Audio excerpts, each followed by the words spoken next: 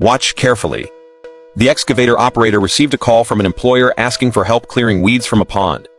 According to the employer, the pond hadn't been cleaned for several years, and the weeds had grown waist-high, making it hard to tell where the water ended and the path began.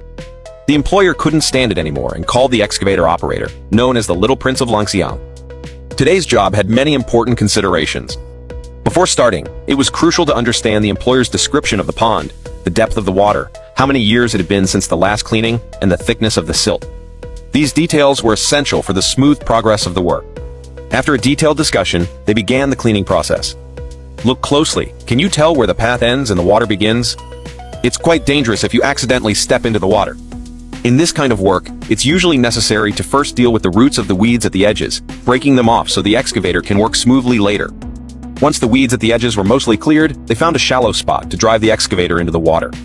Before entering the water, they used the bucket to probe the conditions below the surface to avoid getting stuck in the mud.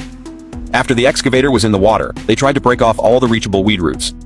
Once the edges were mostly cleared, they drove the excavator back up and continued clearing from the side. While digging, it was important to ensure the excavator was stable to fully utilize its power. The employer said the weeds could be piled up in any out-of-the-way place after being dug up. However, based on experience, they knew the pile wouldn't be enough, so they tried to throw the weeds farther away. See, this is the advantage of a stable excavator.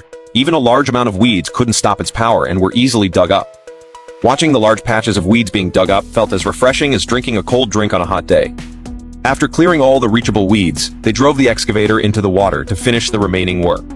Thanks to the good groundwork, the rest of the job was as easy as pie. The only thing to watch out for was probing the underwater conditions with the bucket at every step to avoid getting stuck in the mud. After a morning's effort, the weed-filled pond was completely cleared.